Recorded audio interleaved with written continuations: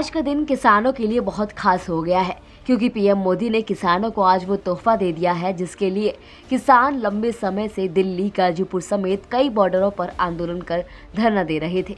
PM Modi ने आज राष्ट्र के नाम संबोधन किया और गुरु पर्व और कार्तिक पूर्णिमा के खास अवसर पर विवादित तीनों कृषि नए कानूनों को वापस लेने का ऐलान किया। पीएम मोदी ने अपने संबोधन में कहा कि शायद हम किसान भाइयों को कृषि कानूनों के बारे में ठीक से समझा नहीं पाए हैं। इसी के चलते गुरु पर्व और कार्तिक पूर्णिमा के अवसर पर तीनों कृषि कानूनों को वापस लेने का फैसला लिया है। उन्होंने कहा कि इस महीने के अंत में तीनों कृषि कानूनों को वापस लेने की संवैधानिक प्रक्रिया शुरू कर देंगे। इसके साथ ही पीएम मोदी ने आंदोलन पर बैठे लोगों को प्रकाश पर्व पर अपने घर वापस जाने की अपील की। साथ ही पीएम मोदी ने न्यूनतम समर्थन मूल्य से जुड़े मुद्दों पर एक समिति बनाने की भी घोषणा की है। हमने किसानों की बातों को, उनके तर्क को समझने में भी कोई कोर कसर बाकी नहीं छोड़ी। कानून के जिन प्रावधानों पर उन्हें ऐतराज था, सरकार उन्हें बदलने के लिए भी तैयार हो गई। 2 साल तक हमने इन कानूनों को सस्पेंड करने का भी प्रस्ताव दिया। इसी दौरान ये विषय माननीय सर्वोच्च न्यायालय के पास भी चला गया। ये सारी बातें देश के सामने है, इसलिए मैं इनके अधिक विस्तार में नहीं जाऊंगा। साथियों, मैं आज देशवासियों से क्षमा मांगते हुए सच्चे मन से और पवित्र हृदय से कहना चाहता हूं कि शायद हमारी तपस्या में ही कोई कमी रही होगी, जिसके कारण दिए के प्रकाश जैसा सत्य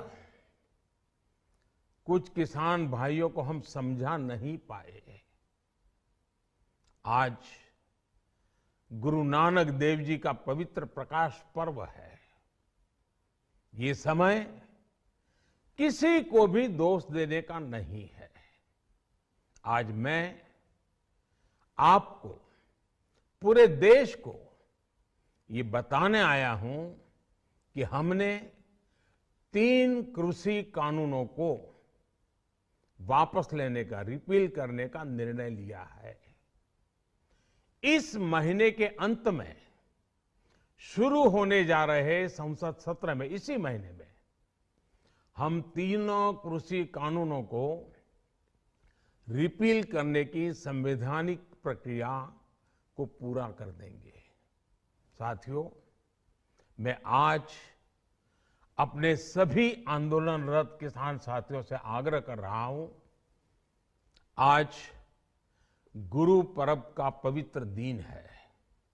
अब आप अपने अपने घर लौटे, अपने खेत में लौटे, अपने परिवार के बीच लौटे।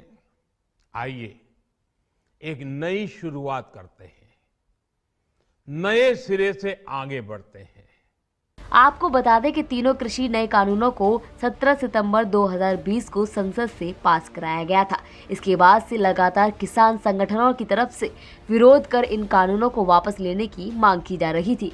किसान संगठनों का तर्क था कि इस कानून के जरिए सरकार न्यूनतम समर्थन मूल्य यानी एमएसपी को खत्म कर देगी और उन्हें उद्योगपतियों के रहमो करम पर छोड़ देगी, जबकि सरकार का तर्क था कि इन कानूनों के जरिए कृषि क्षेत्र में नए निवेश का अवसर पैदा होगा और किसानों की आमदनी बढ़ेगी। सरकार के साथ कई दौर की वार्ता के बाद भी इस पर सहमति नहीं बन पाई। किसान दिल्ली की सीमाओं के आसपास आंदोलन पर बैठकर इन कानूनों के खिलाफ प्रदर्शन कर रहे हैं, लेकिन अब सरकार ने तीनों कृषि कानूनों को वापस लेने का फैसला किया है। वहीं सरकार द्वारा कानून वापसी के फैसले पर राकेश टिकैत ने भी अपनी प्रतिक्रिया दी है और ट्वीट कर कहा है कि आंदोलन तत्काल वापस नहीं होगा। हम उस दिन का इंतजार करेंगे जब कृषि कानूनों को संसद में रद्द किया जाएगा। सरकार एमएसपी के साथ साथ किसानों के दूसरे मुद्दों पर भी बातचीत करे। आपको बता दें कि सरकार द्वारा कृषि कानूनों को वापस लेने के फैसले के बाद अब विपक्षी पार्टियां अपनी अपनी प्रतिक्रिया दे रही हैं। इसी क्रम में कांग्रेस के राष्ट्रीय प्रवक्ता रणदीप सुरजेवाला ने प्रेस कॉन्फ्रेंस करके कहा कि पिछले 1 साल से जारी किसानों का संघर्ष काम आया। सुरजेवाला ने कहा कि अब बीजेपी की हार ही देश की जीत है। खेती विरोधी भारतीय जनता पार्टी की ताकतें आखिर में हार ही गई।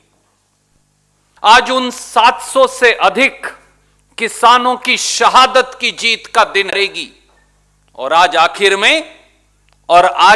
में 1 साल के 12 महीने के किसान के संघर्ष के बाद भारतीय जनता पार्टी और एक अहंकारी प्रधानमंत्री माननीय नरेंद्र मोदी जी को किसान और मजदूर की ड्योढ़ी पर झुकना पड़ा। अब जनता समझ गई है कि भाजपा की हार के आगे ही देश की जीत है। माना जा रहा है कि सरकार को यूपी चुनाव को ध्यान में रखते हुए यह फैसला लेना पड़ा। पीएम मोदी कह रहे हैं कि किसानों को समझाने में सफल नहीं हुए, इसीलिए कानून वापस लिए जा रहे हैं। क्या वास्तव में ऐसा ही है या फिर सरकार को लगा कि किसानों का आंदोलन विधानसभा चुनावों में उल्टा पड़ सकता है? लेकिन ये तो विधानसभा चुनाव के नतीजे ही बताएंगे कि सरकार को कृषि कानून और किसानों के आंदोलन से कितना नुकसान और कितना फायदा हुआ। न्यूज़ डेस्क, जनहित टाइम्स।